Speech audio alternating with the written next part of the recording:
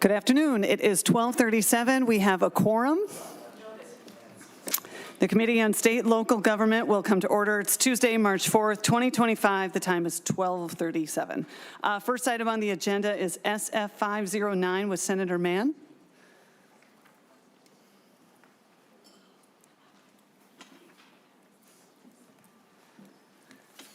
Welcome, Senator Mann. Whenever you're ready, you can begin. Thank you, Madam Chair. Members, Senate File 509 is a bill to change how we license internationally practicing physicians.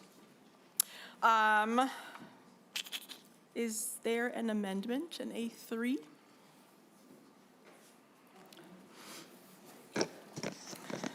Yes, Senator Mann, there is an amendment. Senator Carlson moves A3. Thank you, Madam Chair. The A3, we talked to the board and MDH, and there are certain scenarios where a letter of recommendation may not be possible. So they all agree that there are other forms of ways to demonstrate good standing versus a letter. So they all said that they were okay with that. Thank you, Senator Mann. Does everybody have a copy of the A3? All in favor say aye. Aye. All opposed say no. The amendment is adopted. Thank you, Madam Chair. So right now, if you are a practicing physician in another country, you may have practiced for 20 years. When you arrive in Minnesota, you can no longer practice medicine until you have, one, passed all of your STEP exams. There are 3 of them to assess your medical knowledge, and 2, you have gone through residency all over again. Residency is an additional 3 to 7 years of training that you go through after medical school. Having to do residency all over again is not only unnecessary training that these physicians have already done, but it is also a barrier to getting qualified, competent doctors back out in the field.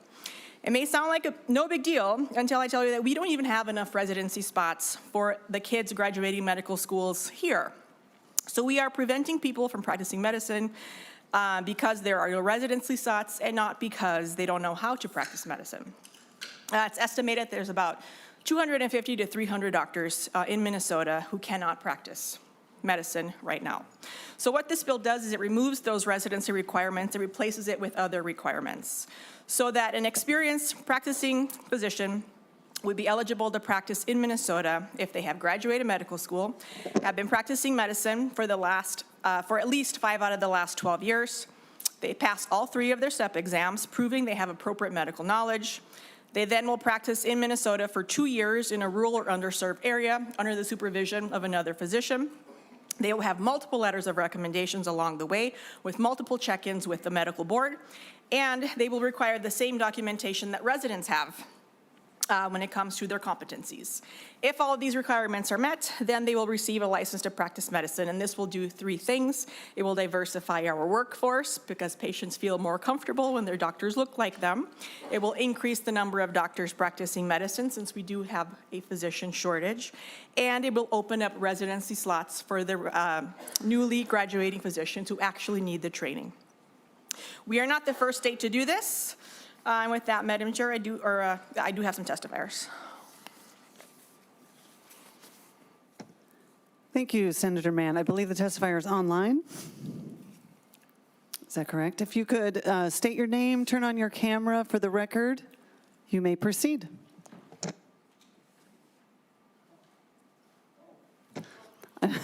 Excuse me, I'm so sorry. You're here in person. Please, welcome to our committee. Have a seat at the desk. All the other rules apply, though. If you could state your name for the record, we would be happy to hear your testimony. Thank you. Thank you, Vice President. My name is Dr. Azar Malouki, a physician from Iraq. Vice Chair Gustafson, committee leadership and committee members. Good afternoon and thank you for having me today. My name is Azar Malouki and I'm a physician from Iraq. I graduated from the University of Baghdad College of Medicine and earned my board certification in dermatology from both the Iraq Board and the Arab Board of Dermatology. I worked in Iraq as a clinical dermatologist and researcher for nearly 15 years before moving with my family to the United States in 2015 and settling in Minnesota. In Minnesota, I joined the University of Minnesota Medical School as a research fellow for almost 4 years. and also worked part-time as a medical interpreter in the Twin Cities hospitals and at the Mayo Clinic. My wife, who was a high school teacher in Iraq, supported us and our 3 children as we adapted to our new life, culture, and new language in the United States. During the pandemic, and encouraged by my family and friends, I began the process of obtaining my medical license. I passed all the USMLE steps on my first attempt and acquired the ECFMG certification. However, for a family of 5 with unstable income, at that time, life became increasingly challenging. We had to rearrange priorities as a family to afford the thousands of dollars required for the exams, for clinical rotations, residency preparation agencies, and also 2 cycles of ERAS applications. After being unmatched for residency, I got a great support from the IMG Career Guidance and Support Program at the International Institute of Minnesota. And I was accepted then into the Bridge program in Minnesota in 2024. This was a crucial step toward achieving my dream of becoming a primary care physician in Minnesota. I believe this bill if it had been in place years ago, it would have made a significant difference in my life and my family's life, allowing me to help patients as a primary care physician sooner. This bill would provide necessary clinical exposure to the U.S. healthcare system, which is a major obstacle for all IMGs. It would also eliminate the long waiting periods for residency. In my case, it took 10 years and still counting, especially as the number of unmatched applicants continue to rise significantly every year due to increasing numbers of physicians graduating and applying for residency. Also, given the physician shortages in the United States, this bill would utilize the clinical knowledge and experience of hundreds of IMGs residing in Minnesota who have already met the ECFMG requirements and are ready to start their medical residencies. This would significantly improve healthcare access to thousands of Minnesotans, particularly in areas where healthcare is mostly needed. A final word, Minnesota has become my home, and I'm grateful for the opportunities and inspiration this state has provided for my family and me. It has always been my dream to serve as a primary care physician in Minnesota and assist underserved populations. Thank you so much for allowing me to share my perspective, and I strongly hope you will support this bill to help immigrant physicians living in Minnesota. Thank you so much for your time. Thank you, Doctor. We appreciate you being here. Members, any questions? Senator Barr. Thank you, Madam Chair. Senator Mann, looking through the bill here, and the doctors that are going to be in this program, they work under the direct supervision of a particular doctor, right? So on line 3.31, it says it's talking about the letter of unlicensed contains all attestations required in paragraph 1 from any physician who participated in the collaborative agreement. Am I misreading that, or is that basically the doctor? Shouldn't that be the doctor they worked under, or did I misread that? Madam Chair, Senator Mann. do you have a copy of the bill I could see? Yes, we will get one to you ASAP.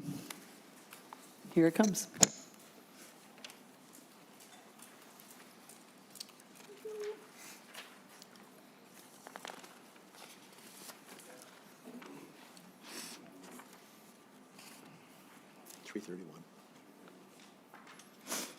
Madam Chair, Senator, yeah, so the practicing physician will practice generally under one or more than one physicians.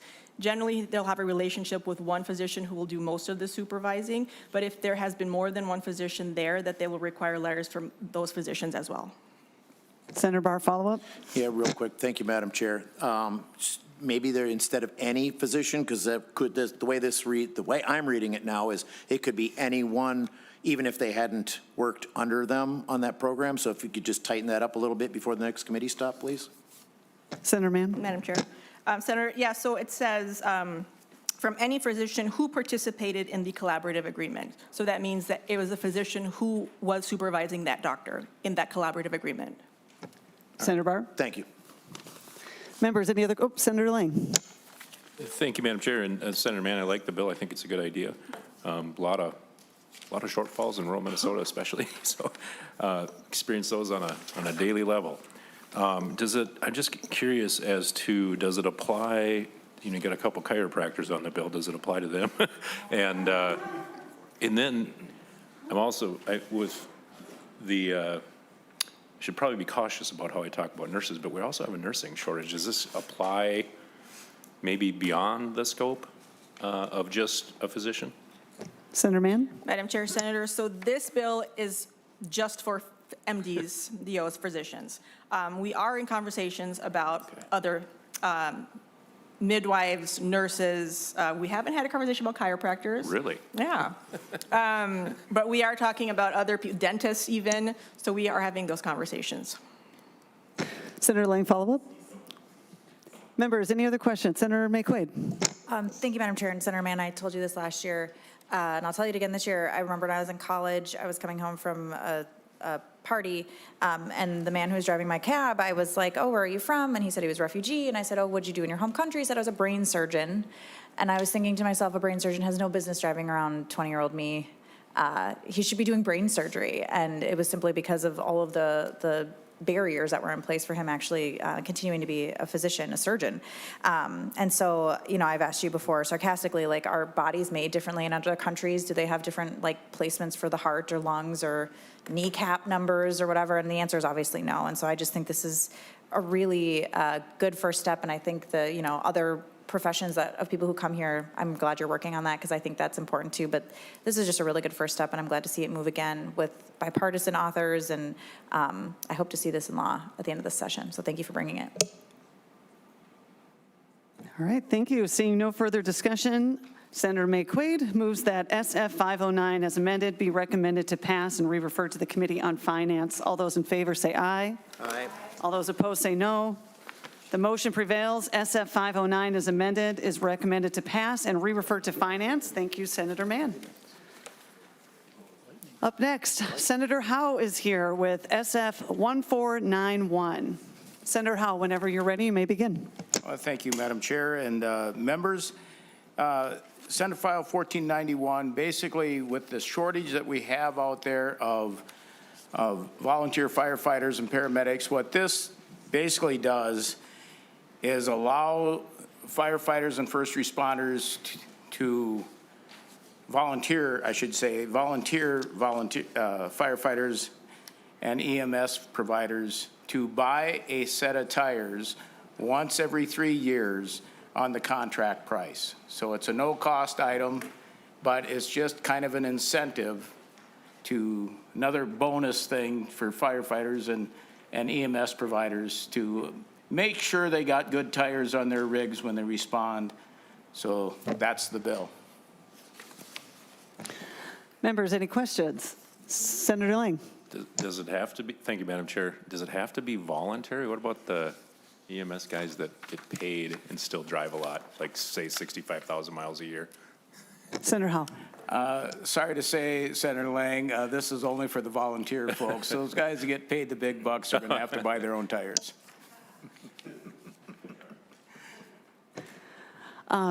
Senator Howe, one quick question. If you could specify how volunteer providers pay for the tires or must pay for the tires, so how will municipalities or fire departments ensure they are receiving the correct payment for the tires purchased?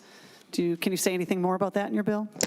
Actually, the firefighter, I'll just use firefighter, will pay they won't pay the municipality. They'll be paying wherever they buy the tires at. So it'll just be on the municipal contract price. So if they get it from, Bob's Pretty Good Tire Shop, if that's where they get their tires for the city, they go to Bob's, they get the same price the city would get, only they pay Bob's Tire Shop for the tires. So the city doesn't have to handle those funds. Thank you, Senator Howe. Members, any other questions? All right, seeing no further discussion, SF 1491 is laid over. Thank you so much. All right, seeing no further business, we are adjourned. We will be back on Thursday. Thank you, members. Have a good day.